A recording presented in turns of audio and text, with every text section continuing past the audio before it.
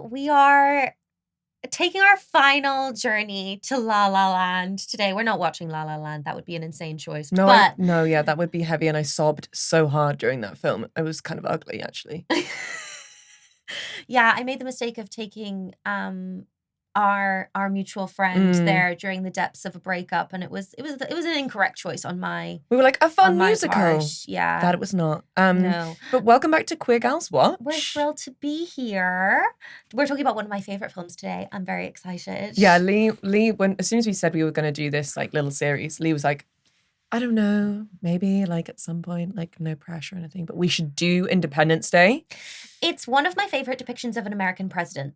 Agreed, actually. And so for our last trip to the movies, we are going to go to the US of A, 1996, Independence Day. We're going to go there. And as ever, for our movie episodes, we're joined by a gorgeous guest today.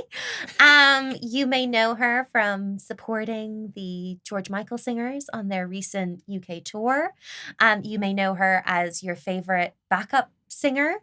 We've already had her gorgeous brother on the pod, but we're getting both backup singers in these movie episodes. And you might also know her from her own podcast, Stay Hydrated. She's also my gorgeous girlfriend. It's Lizzie Hall. Hello. I'm also here. And Fiona. Yeah. This is kind of how it works. It's just like these gals are in love and I'm just like, hi. You're a welcome guest. Thank always. you. Welcome, always. See, I obviously know Lizzie from her seminal performance as Mary Sunshine in Chicago. 2015. Yeah. And where was that playing? What stage was it on? That was at my school theatre. Mm. And I was bad in it. And I grew a lot of resentment, I think, towards musical theatre from being cast as Mary Sunshine, who is, for those who don't know, because it's a non-existent part, is the reporter, and it's typically played by a male. In drag. Your drama teacher just kind of going, I can't quite put my finger on it, but there's something going on with Lizzie that's saying for me that of the girls at this school, she is perhaps the one that could give a touch of masculinity. Yeah, who could embody a man, a girl playing a man playing a girl. Yeah. Yeah. Let's put her in a low heel slingback. Oh, well, it was like a weird little kitten heel thing. Oh, God. I only know this, and I'm only taking the piss out of Lizzie about this because when Leigh and Lizzie first started dating, and I hadn't really met her yet, Leigh was like, you need to watch this video, and proceeded to show me a video of you performing in that Chicago thing. And I was like, I don't know this person well enough. Dark. That is not true. It was not before you met Lizzie. It was after you'd met Lizzie. But like, you know, when you're like... You're seeing like a very vulnerable sort of... I every time I think about it, it brings me... I shiver. And I think about all the people that sat in the audience and watched it. And I just think, like, God, I hope they have no memories of that. Maybe it wasn't as bad as I'm... I don't think it will have been. I was in a very poor production of Merrily We Roll Along, which I really hope people don't remember. What happens in Merrily We Roll Along? I want to say there's some time jumping. I want to say it was on Broadway recently, Okay. I think. I might be getting it confused with another one. That was... You were in the Broadway? On Broadway. No, crazy. It was also while I was at school, and I was in the chorus. But I played a showgirl in that. And during rehearsals, the head of drama, Mr. Bridges, I'll never forget how much of a fucking bitch you were. Never forget. Look who's still in the theatre industry now, Mr. Bridges. We did a run through of the choreo, and he went, "Wow, oh my God, Fiona, I never thought you'd be able to do anything like that." What a rude ass bitch. Because I had short shorts on and a feather boa, and I think people saw me as a hugely unsexual object, which is fine at 16, and also because I had the body of like a small boy. But just a plank. I understand where you're coming from when you're like, it was a really vulnerable moment that people have on home video, and I'm worried about that. You know, God, don't. Yeah. Anyway, I'm really sorry to have brought that up. I feel like I've started with trauma. No, I think it's good to just get out of the way. Yeah. What is Queer Girls Watch about if it's not about queer trauma? Yeah. Honestly. Lizzie. Yeah. We're talking about Independence Day. What a film. You hadn't seen this. I had never seen it. You'd never seen it. Crazy. What were your first takeaways? Like, what when the credits started rolling, where were you at? Well, I was in. You know what I mean? Mhm. I was feeling good. Credits started rolling. Remind me, I think immediately it gives very much time capsule Yeah. of Mm. 90s, noughties cinema. Mm-hmm. We also had the pleasure of watching it all as a three. As a three, all with our laptops out. All with our laptops out, trying to force ourselves not to make comments in the room. And I always know I'm sort of going to love a film if Leigh's sort of like shushing people to listen. Yes. And sort of already looks like she might have a tear in her eye. Yeah. Leigh did go on to cry, I think, twice. Once at quite a poignant moment, to be fair. And once, I think, was just sort of... It really took both of us by surprise, I think. Yeah. And so when Leigh sort of went like, it's starting, Yeah. I kind of knew, okay, we're in. It's going to be a good one. It's meaningful to her. Yeah. And so therefore meaningful to me. Thank you. Yeah, of course. So yeah, I feel like that was sort of my first in. And I'm trying to remember what like the opening scenes were. Astronauts. Right in with the moon landing. The moon landing. Yes. Yeah, you have, like, you were like rageful, and Leigh was like, put your phone down. We need to just like focus up. Because Right. Well, and then you're very I said, anti-moon landing. Well, I'm not anti, but I did go, if you really believe it happened. And I feel Leigh was like, get your head in the game. Yeah. But I don't know. I just feel like I could see the American government setting up a soundstage and going, we landed. You know what I mean? Yeah. Some hot takes. But I'm on not a Queer Girls Watch conspiracy today. theorist. I'm really not. Maybe. Don't push me on that. Don't push me on that. Famously, the girl I dated right before Lizzie was a huge conspiracy theorist, which it took me way too long to work out. So very much kind of like the success of our relationship very much rests on the fact that I met Lizzie and I was like, oh, she doesn't believe in conspiracy theories. No, not really. But what I will say is, and this is a point that I've made previously on the podcast, the fact that this film opens on very much the moment of the moon landing goes to my point that I think a lot of the reason why we're in the place that we are in right now politically in America is because so many grown American men are shocked and upset to find that they are not, in fact, astronauts. Right. Okay, interesting. I would say that the spread is astronauts, pro like NFL players or basketball players, musicians, like high-flying musicians, or like powerful businessmen. I was going to say entrepreneur. This is the danger of the American dream. I remember actually being a kid and going to the Kennedy Space Center and being like, no, I'm going to be an astronaut. I see that for you. But we should dream, I'm up right? there. We should dream. We should. I do feel I would have loved sort of like, by the way, 0.0001% of the population are astronauts. Do you know what I mean? I'd love like feel dream like- big, but with some parameters. Like dream big. Let's keep it measured though. Yeah. Because I feel You like know we what I were mean? like, but Buzz can do it. If Buzz can do it, And I he's can for do real. it. And he's not real. He's not real. And also, he's famously kind of a Joey-esque character. Like, he's not the smartest. What am I thinking? Toy in the toy box? The sharpest. Tool in the box. But we There could we say go. toy in the toy box is funnier. Mm-hmm. Toy in the toy box is good. Yeah. When you said Buzz, my first thought was Buzz Aldrin. The actual. So I was like, Buzz did, and then we sort of went on. And I was like, we're talking about like The Pixar Lightyear. movie Toy Story. Yeah. Yeah. Lightyear, Mr. Lightyear. Mr. Lightyear. Should we go back to Let's go back to Independence Day. Oh yeah. So the synopsis of this film is An alien race destroys major cities of the world with their advanced weaponry. However, a geek, a pilot, and the US president and a group of ragtag survivors unite to save mankind from annihilation. Have they just dismissed Jeff Goldblum He's a with the geek. single phrase, a geek? I have incidentally That is crazy. cosplayed as Jeff Goldblum today. Obviously, podcast famously not a visual medium, but But just know. But just know. What have you gone for? Well, I've gone for a little, I kind of like a 90s shirt, and I have got a vest on underneath. In honor of Mr. Goldblum, In honor I of Mr. presume. I've also got like a really big spot on that side, so I won't show, but I have got a vest, like 90s shirt. I've got my little round glasses on. Mm-hmm. Mm-hmm. All I just need is a bottle of whiskey and a cigar. Yeah. And maybe that's where the day will go. Who knows? Why not? It is Eurovision tonight, famously. So,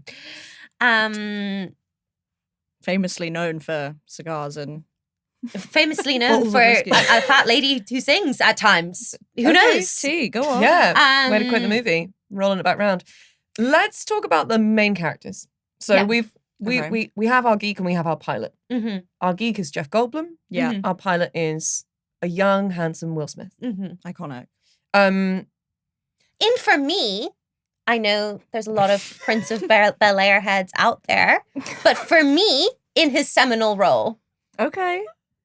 in his seminal kind of vintage role, This is- before we okay. get into the Lee, we're serious not- acting Lee, we're not era. arguing with you. I need you to know we're not arguing with Hey, no worries. No, Lee- no. you. Lee's just getting all up in that microphone, Yeah, and this- Lizzie and I are sat fully back in our chairs, being like, All good. we're all good. No, There's no. This film is incredibly important to Lee, as you may or may not be able to tell. Which is crazy because it's super like It's hetero. It's really not on American brand for me propaganda. at all. Yeah, like it is like rewatching it because I haven't watched it for a few years. Lizzie mentioned is like their film was playing like this is kind of just straight up trying to get people to like sign up for the Yeah. military. Yeah. It's for sure military propaganda. Mhm. And I was like, that went over my head when I was younger, but now I'm like, yeah, I mean, I don't know why, but like, I'll serve. It worked. We Mhm. were sat there and I can't remember what part happened, but something happened. And I was like, God, I want to be a fighter pilot. Yeah, and it get was me in a like, plane. whoa, chill out. But hey, it worked. And famously, both of you did the little, ooh, I'm going to play it being a soldier thing that you do as kids. Whoa, What's that called? whoa. What's that called? You're talking here? about cadets. Yeah. Are you talking about being in the cadet force? A very serious program. Is that what you're talking about? Yeah. Yeah, we were both in that. I actually was never a cadet. I just did army run extracurriculars, Okay. which was That sounds shit. it. Do you know what? It was really fucking hard and very impressive. Actually, Okay. What did they have you do? Just like run around? Did you march? we marched. Okay. Did you have a beret? I didn't get to have a beret, and if I had, I think I Right. would have worked out I was queer a lot earlier than I did. I think you probably would have actually.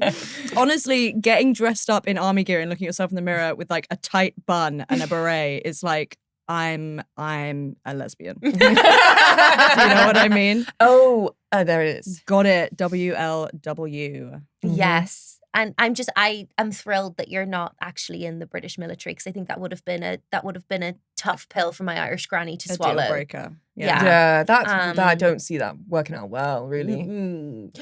But one of my favorite facts about you is that obviously famously the deciding factor between a career in theatre and a career in the military for Fiona Kingwill was gluten.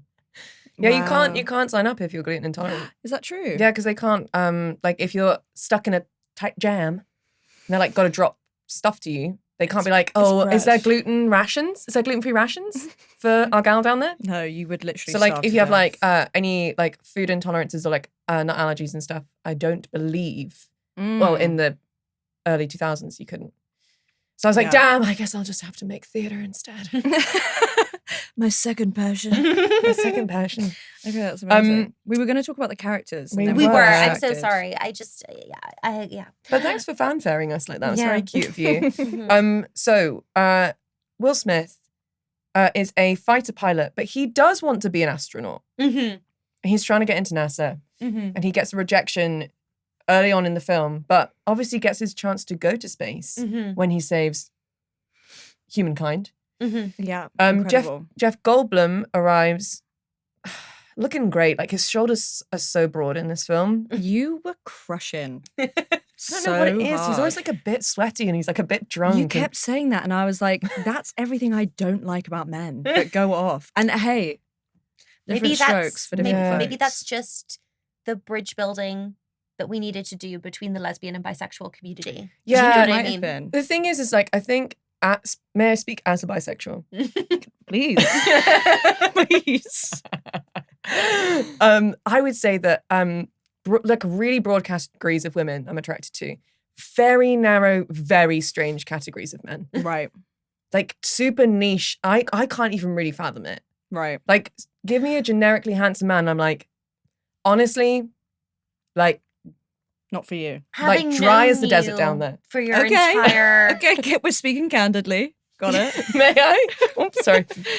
Having known you for your entire dating life, pretty much, I would have to say can confirm. Yeah. Can confirm. I like him weird. I like him weird looking, weird, sad, small, tall. With usually. the deepest love and respect to all of Fiona's exes. Yeah. And I think that does make sense because I obviously do find myself every now and again being like, like with a man. And it is always, it's so often a man that is or could or kind of looks like they could be like a chef. Truly. Like a sort of, he's just done coke in the bathroom. Yeah.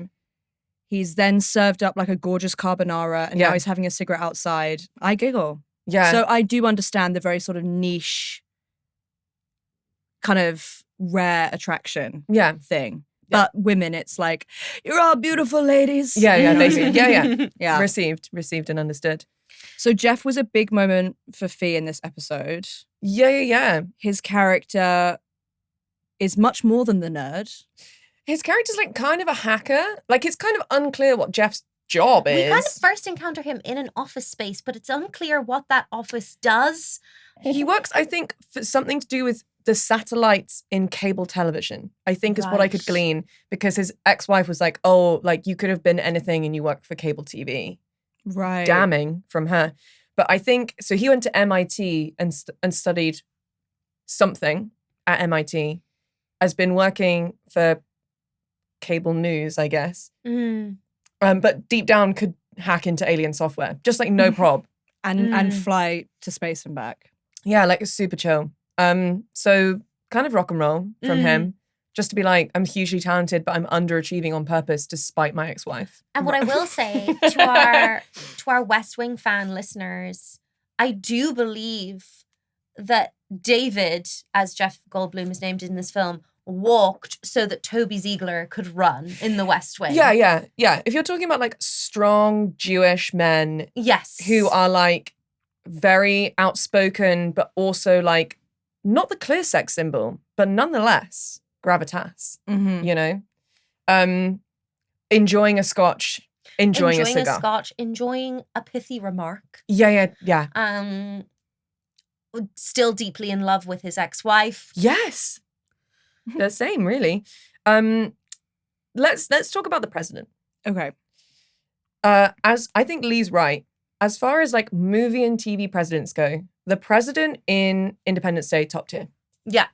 Top tier, because he's like, I was a fighter pilot who then was in the Gulf War, got into politics. Now I'm the president of the United States. But like that pilot's still in me. And like, when shit's going down, he's like, I just want to get in a plane. In the words of Ben Affleck in Pearl Harbor, another phenomenal film. Get me into a goddamn plane. I just love it. I die. Yeah. Your knowledge of like military propaganda, crazy random I find films. them very comforting. Okay. I love a war film. I love a disaster film. That's the American high schooler in you, I think. Yeah. Maybe you should talk to someone about that. Something to Maybe reflect I on. should talk to someone about my love of war films, Fiona. Look, okay, mine's I was going to say mine's from an entirely historical point of view, but that's it. I just love history, I man. just love history, Says man. the woman who was like shaking with sobs watching Hacksaw Ridge. Whoa. Okay. Now, I actually don't think I cried that much at Hacksaw Ridge. You Because, probably did, Fee. whoa, okay, Mel Gibson, why so many showering scenes? Why so many long showering scenes where we're like washing the blood off of, what's his name? Spider-Man. Andrew Garfield. Off Andrew Garfield's body. Why are we like, there's like some like naked pull-ups that maybe don't need to be naked. It was a deeply homoerotic At one point when film he's for like no reason. really, really injured, they like lower him in slow motion. Like he's on a stretcher and he gets like lowered down the side of a cliff. And I'm like, why has this been upwards of 2 minutes of screen time? Right. So don't come for me with Hacksaw Ridge. Right? Band of Brothers? Yeah. Saving Private Ryan, I'll give or take. Yeah, and I would never take the piss out of you for liking either of Flags of those. Our Fathers. Brilliant. Letters from Iwo Jima. Yes. Get your facts straight, okay? I haven't watched any of these films. It would be my pleasure to watch them with you, but Okay. you don't need to. You could just live your life. Well, maybe I will one day. Back into Independence Day. Right, okay, let's do this. I also think, so to set up the film, basically we have a man playing mini golf at work. Mhm. I want to have his life, but he's playing mini golf at work, and then something spooky comes through the satellite system. We have a load of fun 90s computers Mhm. making various beeps and whirring noises, Mhm. also very fun. Then we go to he then calls the guy in charge, who responds when he calls him. I'm guessing he's on the night shift. It seems to be the middle of the night. Yeah. His boss then replies by saying, "If this isn't an insanely beautiful woman, I'm hanging up." He then comes marching into the office in his dressing gown saying, "This better not be another Russian spy job." Which is kind of crazy, really, isn't Mm-hmm. it? Turns out it's aliens. So aliens in the biggest way. Like huge alien spaceship gives birth to loads of other smaller spaceships, which are actually also huge. Mhm. They hover over the like main cities around the globe. Mhm. This is all happening. And Jeff Goldblum at work is like, oh, there's something in this signal. Starts doing some tippy tapping. Mhm. Meanwhile, at the Pentagon and the White House, we're meeting the president who's like, should we do something? Mhm. All of his advisors are like, I don't think so. There's I think also it's just a satellite thing. There's also a commander there who I think has been a commander in like a lot of these types of films. Yeah, there's a lot of similar looking white men. Mhm. Also, when we're with the president, we meet the incredibly hot Connie, who is Oh, the press secretary. I could talk about her for the rest of the podcast. Yeah. Shall we?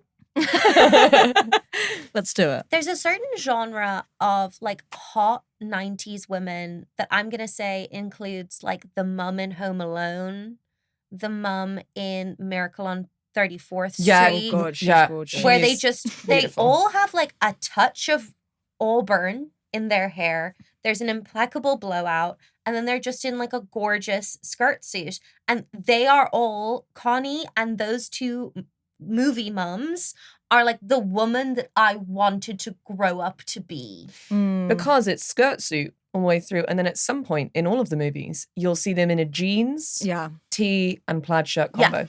yeah. Sort of the relaxed look. The Yeah. dress This is down. what I am Just at home. when I'm me. I'm just at Mhm, home mhm. like it's Thanksgiving. Do you know what I mean? Hair up. Yeah, Yeah. yeah. Like a little messy Claw bun. clip. Yeah, Yeah, claw clip. yeah. God, I Um, love her. Connie's super hot. She also appears to just kind of be like bros with the president Very in the close. biggest way. Yeah, yeah. Which we love. Like male-female friendship in the world of Harry Met Sally that Yeah. is entirely platonic. Especially in the political sphere in the Yeah. 90s. Mhm. Well, the president is married. Yes. He Mm. feels a very committed Mm. and dutiful husband. Yes. does. Agreed. We also meet a subsidiary character, which is a sort of like down and out dad of 3 ragtag kids. One of We're whom living I always think is Keanu Reeves and isn't, and the other of whom I always think is a young Joseph Gordon-Levitt And and it's isn't. not. Yeah. But like could do lookalike work. Mm-hmm. And they're like living in a camper van in like a kind of nomadic society somewhere in New Mexico. And obviously the dad's got like some sort of drinking problem and some undiagnosed PTSD. Mm-hmm. Yeah.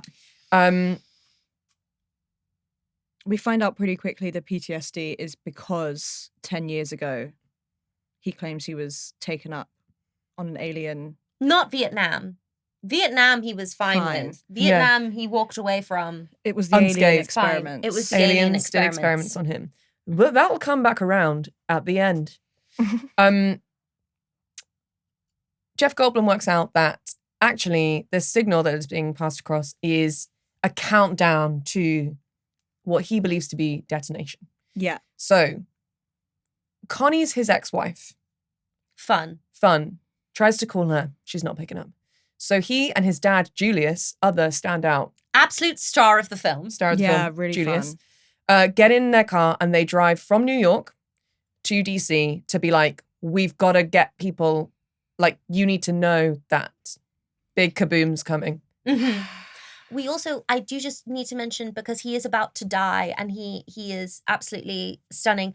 The arguably kind of queerest character of the film, Jeff Goldblum's colleague, who is Mark? just running around for most of the kind of first act of the film, trying to call his mum and make sure his mum is okay. And giving honestly an iconic performance for me. Yeah. Wants to call his therapist. Yeah, tries to call his therapist. I was slightly frustrated with the president because I do feel like, should we tell people to get out of the cities? Yeah. There's like a big unknown ship up there. Mm-hmm. Probably move out the cities. Mm-hmm. Do you know what I mean? Yeah, like in what world are we like, I don't think this is going to get hostile. Yeah, like let's not spark panic.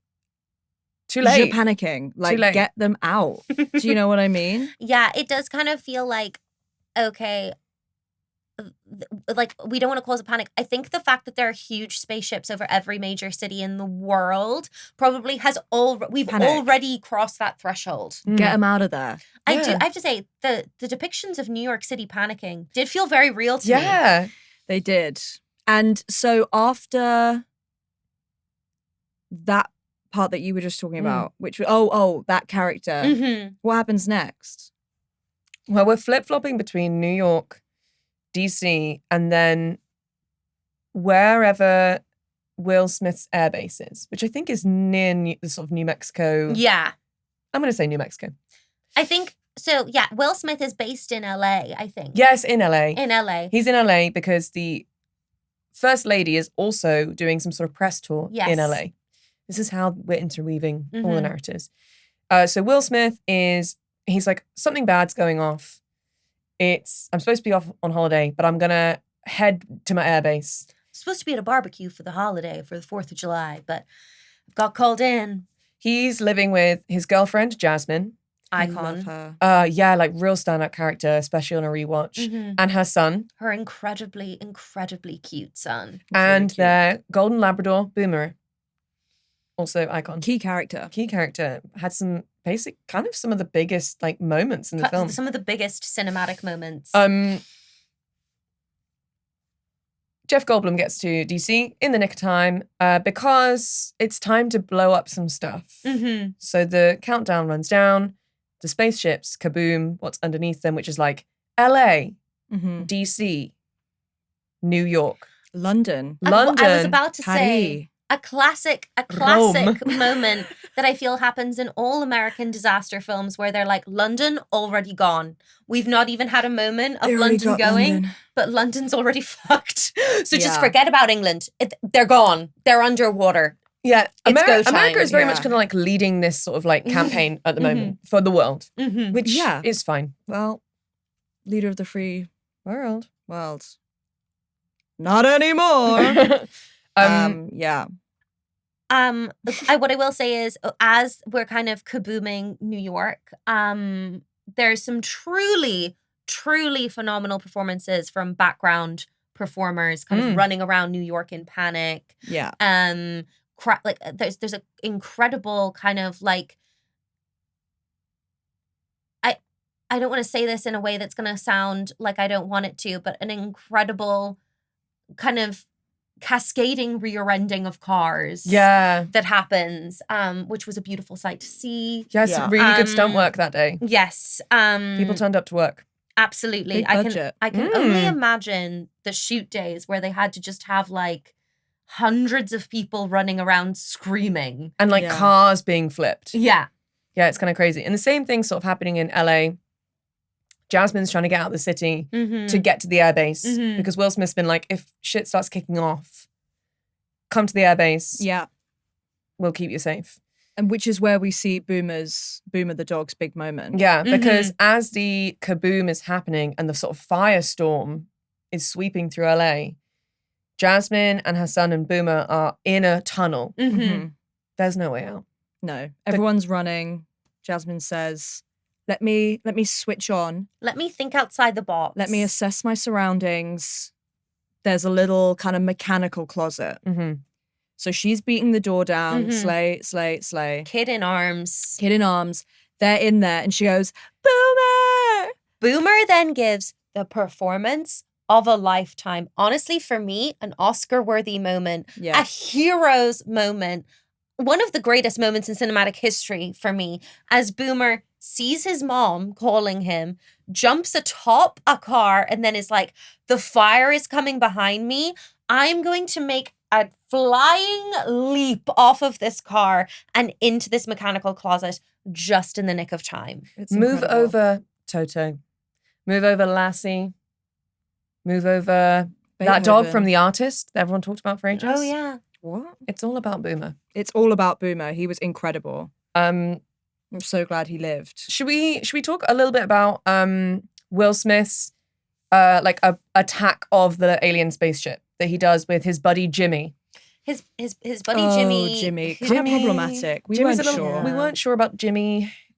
We weren't sure about Jimmy's accent.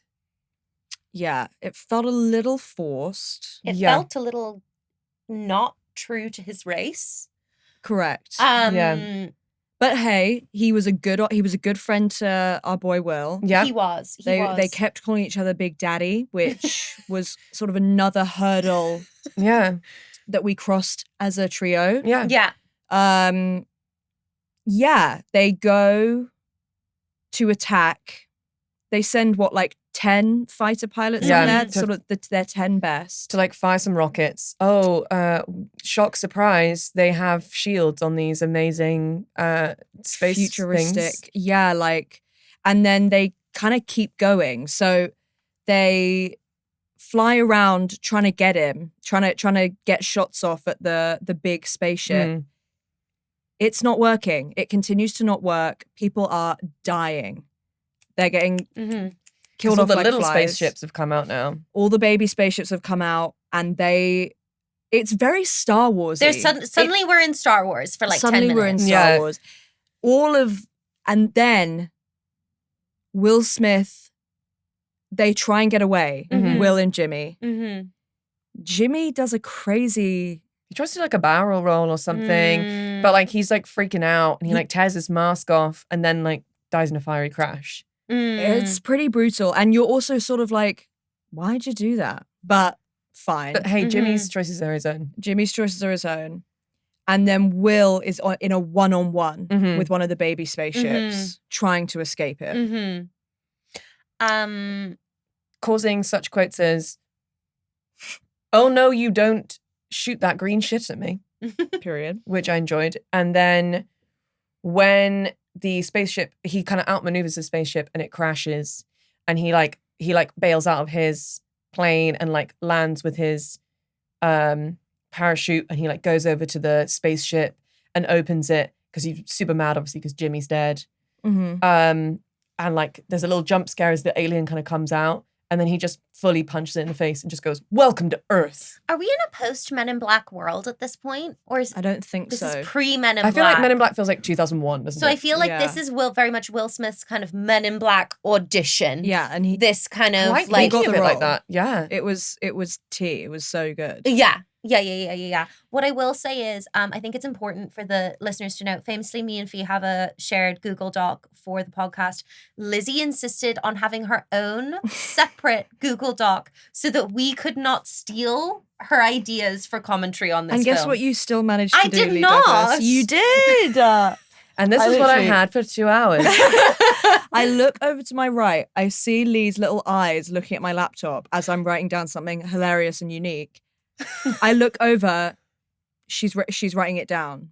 I love you. That is what happened. That's not what happened. You think my eyesight is good enough for me to be able to read off of your laptop I screen? feel like that's a little Oh. evasive. Just to be like, my eyes, girl, you got laser eye surgery. I know that you've got good eyesight now. Also, best believe you were like curled up like a little cat as close to me as you could be.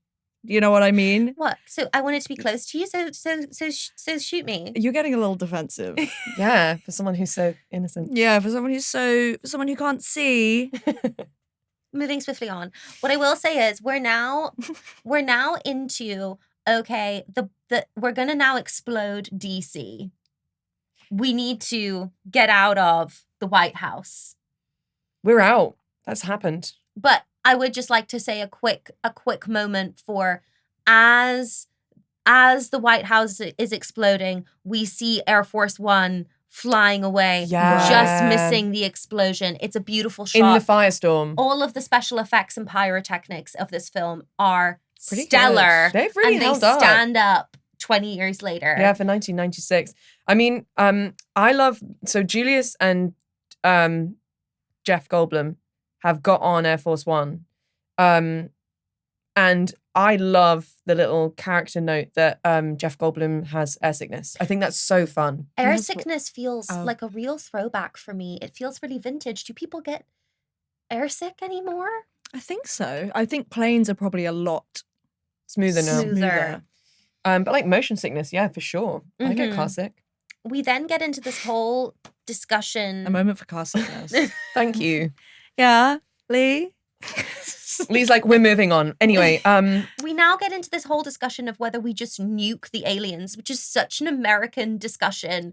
And just on what level was that ever going to be a helpful solution? It won't work. They've got the force field protecting them. and it You didn't just work saw it. before, so You will it just work saw it. again? Have we not learned anything? Turns out, no, we'll do the whole next act of this film on this thing, which is just, let's go again doing the same thing. It won't work. Meanwhile, in LA, Jasmine has found a fire truck. Yeah. She's still with Boomer and her son and is just collecting injured people from around the places, including the First Lady, like dragging her from the wreckage of the helicopter that she was in. The reveal of the First Lady is crazy. Yeah. Truly is.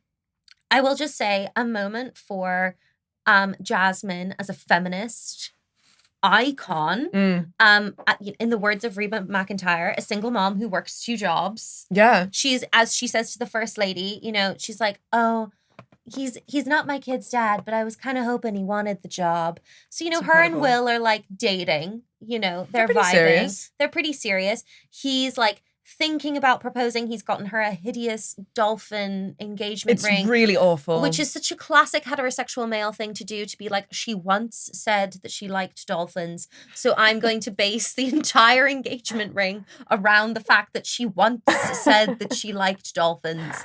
I've got Oh. her this busted ring that looks like it could have come from a SeaWorld gift shop. Yeah, but then problematic Jimmy is like, well, they're never, because obviously Jasmine is an exotic dancer and that's how she like pays for her son. Amazing. Love that for her. But then Jimmy is like, you're never going to make the NASA program if You you're marry a stripper. married to any kind of sex worker. It's a whole thing. But Jasmine throughout this entire film is flawless from start to finish. And we just love to see that powerful of a woman on our screen. Yeah. Yeah. Like the First Lady fully like kind of in pain from internal bleeding. Like Jasmine's tending to her. Mm-hmm. And she's like, what do you do? Mm. And Jasmine's like, I'm a dancer. And the First Lady goes, oh, ballet? And Jasmine up. goes, no, exotic. And she just owns it. And we And love to she's see like- that. And she's like, hey, it's a really great way for me to support my kid. I get to spend loads of time with him. I love it. I enjoy it. Got it. Works for me. And we love that this film from the 90s is on balance pro-sex worker. Yeah, we love to pro-sex see worker, it. very sex positive. Yeah. Yeah. Should we talk about the alien post-mortem? Yeah. So Will Smith Mm. punches the alien in the head, Mhm. then drags him. Mm-hmm. I'm assuming the alien's gender, drags the alien through the desert until crosses paths with the nomad community. Yes. The dad and the 3 ragtag kids. Mhm. The entire nomadic community, I'm going to say it's 25 cars, jeeps. Mhm. It's very much Buses. giving kind of like the boats from home in Dunkirk. Yeah. Yeah. They're heading across the salt flats. Yeah. The salt desert? The salt. Which is, again, cinematically gorgeous. Beautiful shots there. Mhm. Yeah. But they're just heading wherever they think they can go. But what did they stumble upon? Will Smith. Will Smith. And then they all head to Area 51, Yeah. Mhm. which is where the president is. And he's like, I didn't know this existed. And they were like, we didn't think we had to tell you, which feels crazy. Feels like the president should know, but And we meet I all the do kind get of the plausible scientists there. deniability vibe. Yeah. But, We meet Dr. Oaken, who's crazy and super into aliens. We try to nuke Houston, the spaceship over Houston, just destroy Houston? Houston. We, Go, huh? it's because I read it and Houston, Winston, Winston, Houston. Houston. Houston. Houston. That is so crazy. How do I say it? as in the love name that from you. Hugh, as in Hugh Grant. Houston. Hugh Grant. That was also a crazy Well, way to explain I it. read it how it was written, and so I said it wrong. So sue Okay, me. totally fine. Houston, we have a problem. Period. I can't say.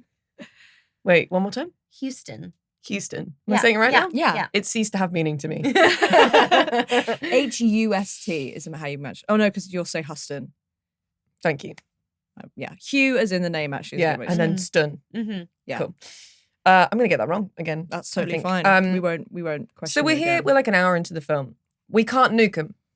The shields are still up. Mm-hmm. The First Lady and Jasmine and the others have been rescued from the El Toro base, which was Mhm. where they were heading to in LA, by Will Smith, who commandeered a helicopter as soon as he got to Area 51 and just flew to LA with it, which is hot as fuck. Yeah. Saves Really his hot. I'm going to girlfriend. go get my girl. Mhm. Yeah. Brings them back. The First Lady kind of immediately dies. Yeah. Yeah. Is Internal mommy bleeding. sleeping now? Yeah. Harrowing. Mommy's sleeping. You guys. Yeah. It's tough. A moment for that child actor playing the First Daughter. She's Truly, brilliant. given that we've watched First Daughter and Chasing Liberty, I think this is actually, with no disrespect to either Katie Holmes or Mandy Moore, the strongest performance of a First Daughter that we've seen in these movie episodes. She's really great. She's phenomenal. She's also now just like a grown-up person and acting still. Love. T. She was in a series called, I want to say it's called Bad Girls, where they're like, it's her and I think Christina Hendricks. Oh, love. And they're like, they like start conning, they do like a con to get money. Or I think they Oh, rob- Is it Bad Mums? know that it's her, Christina Hendricks, Retta from Parks and Rec. And I think they rob their place of work or something like that. It's it's sort of like, it's a romp. It's a romp. It's not the girl. Okay, we'll do this after. We'll do it. But anyway, she's great. The president fires the Secretary of Defense. Yeah. In his own words, the only mistake I ever made was making a sniveling little weasel like you the Secretary of Defense. The Secretary of Defense is the one who came up with the nuking plan. So Yeah, we do he hate sucks. him. And his idea was, let's try nuking them again. So I'm really glad that he got fired. In comes Jeff Goldblum, who's like had a bottle of whiskey at this point and is like having a breakdown. Also talked about how much he loves his wife to her. She's like, well, the love's still there, but like I had Love was never the problem.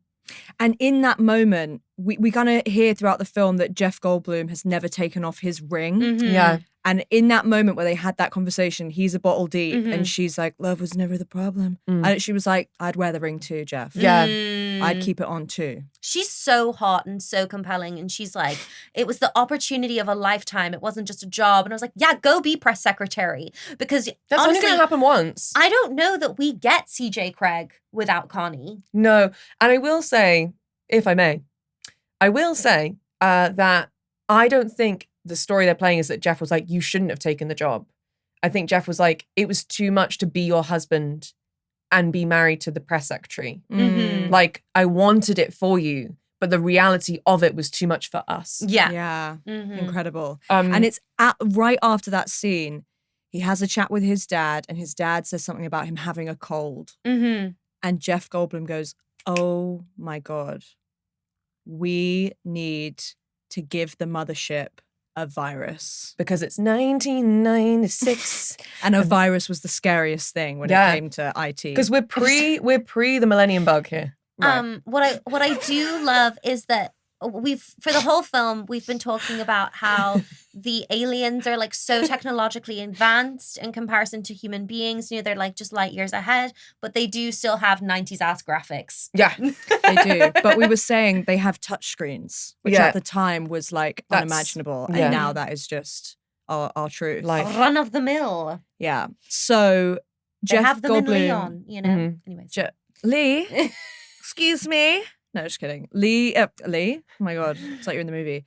Jeff does a big demonstration with, they basically have recreated a alien ship at Area 51 Mhm. made from the wreckage of alien crashes. Jeff figures out that they need to go up to the mothership, Mm-hmm. him and Will Smith. Mm-hmm. He's going to download a virus onto their server. I guess. We don't know. That will then send the virus to all the other ships, get rid of their barriers. At that moment, we'll plan a worldwide We attack. will activate all global military forces. We then kind of like touch to show these various nations Yeah. getting the call to be like, this is the plan. Some very fun depictions of the French. And we Yeah. know that they're French because they're smoking and being sassy. And they have stripy t-shirts on. Yeah, literally that's it. And the British are just there going, Righty-ho. righty-ho, bit of a plan. I guess we'll do it then. Yeah. Hopefully we'll be able to get back to Blighty. For a cup of dreadful. tea and a jam sandwich. Exactly that. I resent that. But hey, I do like a jam sandwich. Me And then we too. also need to obviously get a ragtag bunch of we've got people hiding from the military because they don't want to have to go and attack the aliens. Then we have to assemble a ragtag bunch of anybody with pilot experience to go and attack the ship that's currently on top of Area 51. And who's stepping up? And Russell. the alcoholic dad is gonna make good, and his son is bringing him coffees because Miguel. he's gonna sober up for the first time in 10 years. Yeah. To go and be part of this attack, leading to the all-time famous line, I picked a hell of a day to quit drinking. It's classic stuff. It Yeah, really is. it's really good. So that's the plan. Jasmine and Will Smith get married with the hideous dolphin ring, and gorgeous. the witnesses are Jeff Goldblum and Connie. Yeah. And we've now realized, Will Smith has now realized that despite his previous reservations, ultimately, no matter what she might do for a living, Jasmine is the one for him. And if the NASA doesn't want him because of that, then fuck NASA. Fuck frankly. NASA. Yeah. Fuck And he's going NASA. to get to go to space anyway. Mhm. Yeah. Then we move on to the president's speech. Yeah, because it has clocked in. It's Wow. morning. It's dawn of Yeah. Independence Day.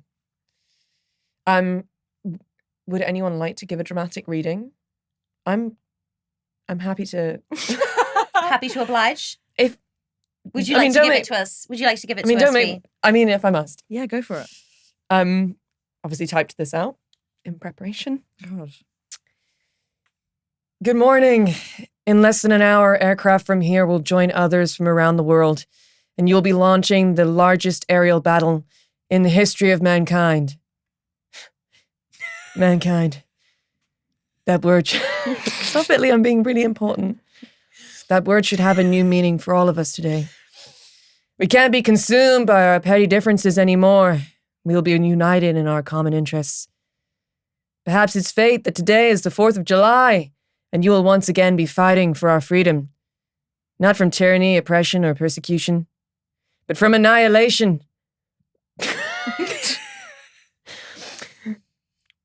No, go on. We're fighting for our right to live, to exist. And should we win the day, the 4th of July will no longer be known as an American holiday, but as the day when the world declared in one voice, we will not go quietly into the night. We will not vanish without a fight. We're going to live on. We're going to survive. And today, we celebrate our Independence Day. Oh! Leigh. At this point, Leigh cried. A dramatic. Oh, poor girl. Thank you, you're welcome. It's the greatest speech in cinema history. Leigh was very moved. Yeah. It was good. It was really good. And then he kind of storms off and gets into his own jet, which is just like even better. His aide is like, "What are you doing, sir?" He's like, "I'm a combat pilot, Will. I belong in the air." And I'm like, "Go America!" Like, it's also hot as well. Like, he's So very hot. recently widowed. It Like, was. Leigh, also, you did keep saying the president was hot. yeah, you did. I think You actually did say that. Yeah, you were into him, which was like cool. Yeah, I think I'm not going to fight you on that. I think I do also feel that ultimately, was it sad that the first lady died? Yes, it was. But I do think it's going to be Where you fun. going, Marie? Keep going. No, please. I think ultimately it's going to pull really well for him that his wife died. Because if we think about it, the majority of That's fucked up, a bro. huge proportion of the American people have died in this alien attack. Sure. If the first family comes out entirely unscathed, Okay. that's Yeah. not going to be a good look for the president. Yeah, he's I got to think- have some sort of personal grief to be And able to then speak on also- behalf of everyone's grief. Then I got in. Yeah. Then I was part of the attack, Mhm. Yeah. which was incredible. Mm-hmm. So, our boys, Will and Jeff, they're in the spaceship, heading up to space.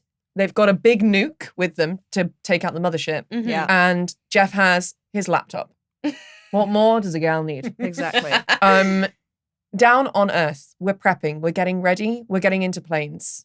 Russell's having some cups of coffee his son is Mhm. giving him. The president's getting into his gear. It's all very exciting. The women obviously are just sort of like clutching at their shirts and being Yeah. like, "Oh God, honey." And they're very cold and sort They're of just sort of like, wrapping garments around their body. I will say I always forget how long it takes in this film for Jeff Goldblum and Will Smith to actually have a scene together. yeah. Because when I think about this film, I think of the two of them in that spaceship, and they are like zip-zapping off of each other. Like their chemistry as a duo, I'm like, why was there not immediately a sequel of just like these two fighting crime? Or like, why would Like- they never cast opposite each other again? Like in another Yeah. film. They have such great chemistry. They did have amazing chemistry. They fly up to the ship, the mothership. They get in there. Jeff Goldblum literally taps 4 to 5 keys and then spacebar. He hacks the mainframe. Hacks the mainframe. He's I love in. 90s hacking. He is in. And then he's like, time to download the virus.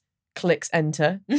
And it literally goes, Did you- uploading virus. And then 1%, 2%. yeah, 3%. with a little like a Jolly Roger. This is the world graphic. I want Yes. to live in. It was a simpler time. Truly, I think that's why was. it makes me so emotional. Maybe. Okay. Moving on. So virus uploads. Yeah. Information back down on Earth. Shields are down. Timed. Let's go. It's go time, boys. It's go time. We see them all take off. Mhm. Russell, the struggling single father and president of the United States, we're up in the sky. Yeah. We're firing all the missiles we've got. We're causing damage, but not enough. Mhm. How are we going to bring this ship down? We've all shot all of our weapons. The only person with any bombs left, who is it? It's Russell, the alcoholic dad. But oh no, it jams.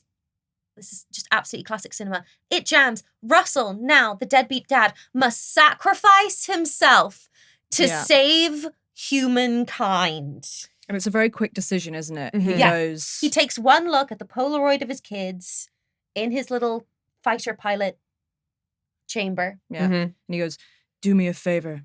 Tell my kids I love them very much. Yeah. And then he flies. But before he gets in there, he goes, "Hello, boys. I'm back." He did. Which He is so did. camp. And then he's like, Yes. "I have one word to say, or I have 2 things to say to you. Up yours Yeah, as he yeah, yeah. flies into the spaceship, causing it to internally combust and explode. And Now- the whole thing comes down.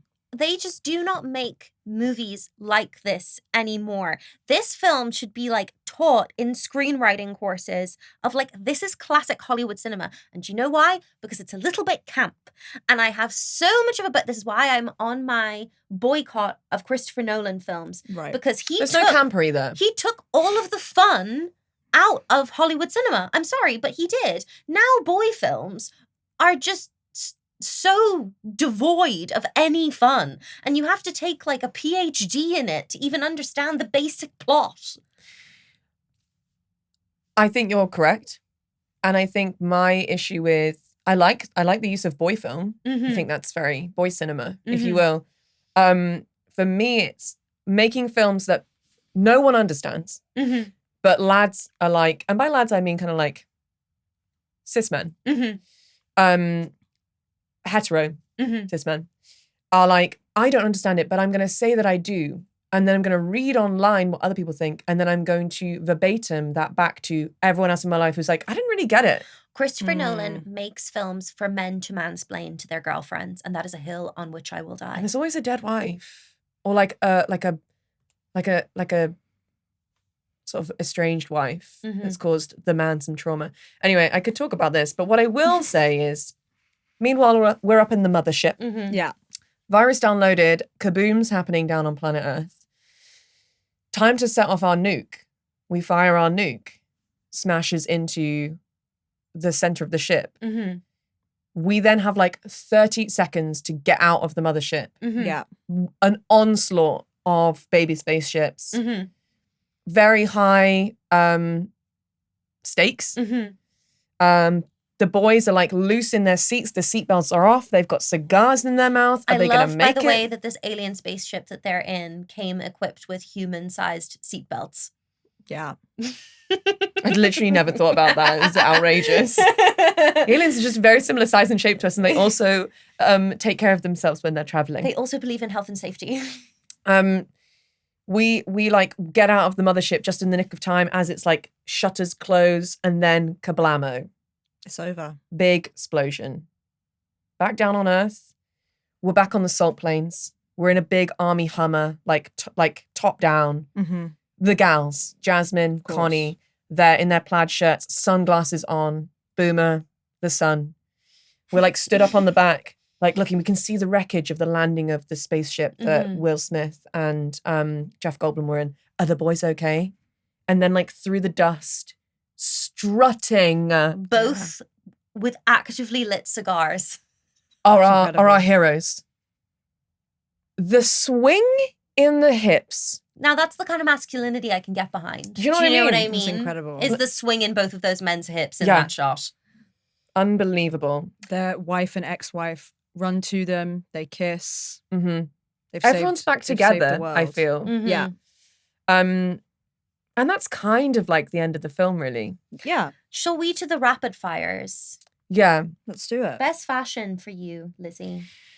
There was a moment where Jasmine had sort of on a relaxed red trouser with a red plaid shirt tied up around her waist. That for me was my fashion highlight. Yeah. By far. I thought it was incredible. For me, I think it was Connie's pinstripe suit that she was wearing for much of the film. And then also Jasmine's, like she's wearing like almost like a Timberland or like a hiking boot and little like green khaki shorts and like an oversized white sweater. Yeah, it's like a little kind of cream sweater that's also kind of cropped though. Yeah. And the little collar. That was my favorite look.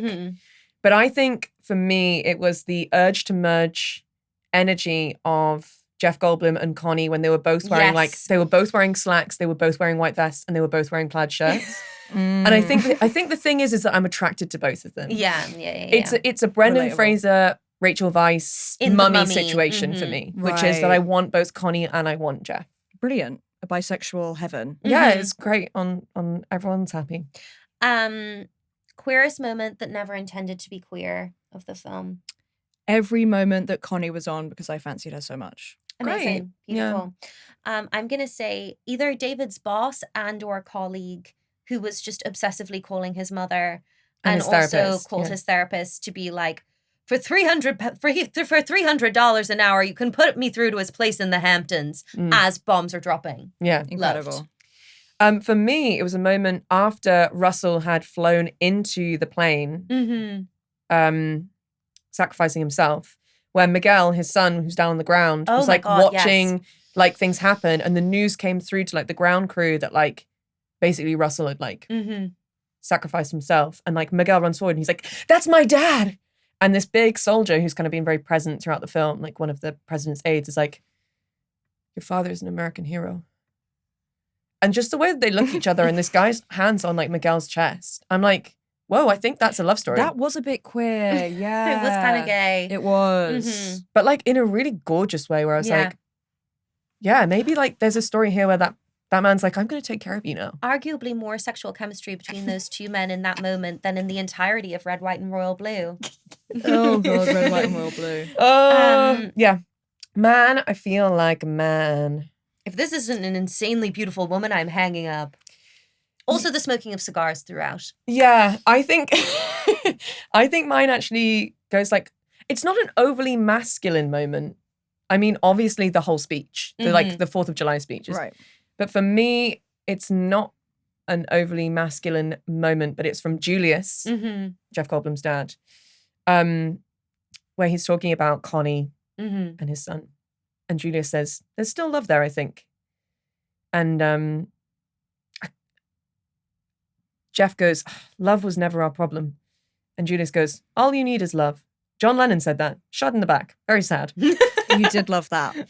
I really enjoyed that one. Also, I think a shout out, honorable mention in that for I Could Have Been at a Barbecue. Yeah. From Will That was Smith when incredible. he's like dragging in aliens' bodies through the desert. Also, when he's just kind of generally shouting expletives and insulting the alien, And the kicking unconscious it. alien that he's dragging, it is very much like, give me the part in Men in Black. My man, I feel like a man, was Jeff Goldblum at the start cycling through his office. Yeah. Yeah. I was like, I just want to be like a young, sort of 35-year-old divorcee man in New York, kind of like, I'm the sort of Joker of the office, and I cycle in. And then like You him know. being like, hey guys, recycle. Oh my God, No, do you know what actually? My man, I feel like a man, is when he's like done his master plan, and he, in order to explain his master plan to everyone, he like draws it out very rudimentary on a whiteboard. Love that. And then Connie's like, what do you like? And he's like, you know how I'm always trying to save the world? And he like shakes this little empty Coke can and then like basketball drops it into a recycling bin. Incredible. Yeah. Moment that made you proudest to be an American, Lizzie? Obviously, like the speech was incredible. The sort of general propaganda of it all was propagandering. Like I was in it. My niche moment was the moment right at the start where we see Jeff Goldblum and his dad Julius playing chess, I believe in Central Park. And it's sort of a shot of them two, and in the back is like just like an incredible New York skyline. And not only was I proud to be an American, I suddenly was sort of like, well, being from New York, you know what I mean? Being like authentically from New York. Like as a New Yorker, like, Yeah. and I didn't know quite what had happened, but Yeah. suddenly I like you were from New York. exactly. And the next day I was sort of lying in bed with Leigh and got out, looked up New York properties and was like, I think Maybe could. we moved to New York. I kind of feel I need to return home to sort of like my roots. Yeah, in New York. In New York. Yeah. Famously Lovely. born in Philadelphia. Yeah. And then grew up in England. I think mine has to be Air Force One taking off like just in the nick of time as the explosion happens. Yeah. / Boomer's leap to freedom. Leap to Freedom was incredible. Yeah, I think mine's joint with Boomer's Leap to Freedom with actually no, I've got a third one to throw in. So it's Boomer's Leap to Freedom, Jasmine when she's driving the fire truck through the streets of LA, just carving through cars and rubble. Queen. And then the last one I think has to be Hello Boys, I'm Back, as Russell flies into the spaceship. Hello, boys. I'm back. Yeah, it was incredible. Any closing thoughts, Lizzie? What a great film. I think I'm going to sort of follow this and continue to rewatch Naughty's and late 90s films that I have Mm. missed. Yeah, absolutely. 100%. And Leigh, as an advocate for Independence Day, do you have any closing remarks? Bring camp back to boy films. Yeah. Period. Campery needs to make a return to boy And cinema. also like strong and interesting female characters. Like this is kind of a boy film, but also like Jasmine and Connie are like very fully developed. I know human things women. about them. Yeah. Like I know about their lives. And I Yeah. just can't say that even for a lot of like female focused cinema.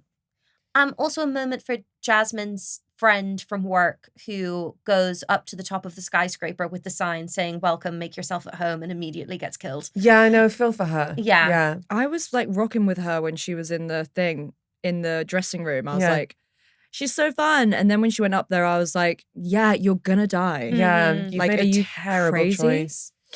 Sometimes it's good to just like stay indoors. Do you know what I mean? Um, and that's And that's on that. on that. I've thoroughly enjoyed Bring Your Girlfriend to Work Day. Thank you Yeah. so much for coming to work with me. You're so welcome.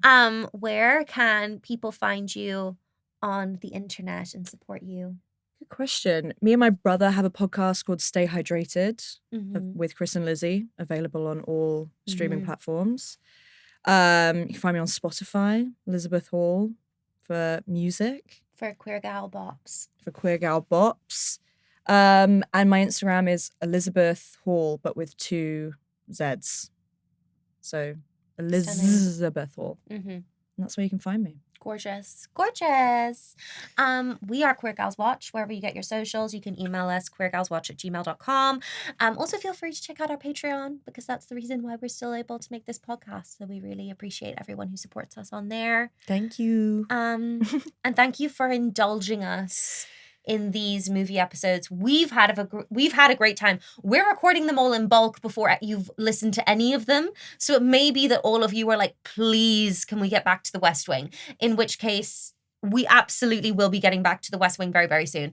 And thank you for indulging us in some great moments in cinema history and some true blips. Yeah. I think Joshua Lyman would have enjoyed Independence Day, the movie. Oh, yes.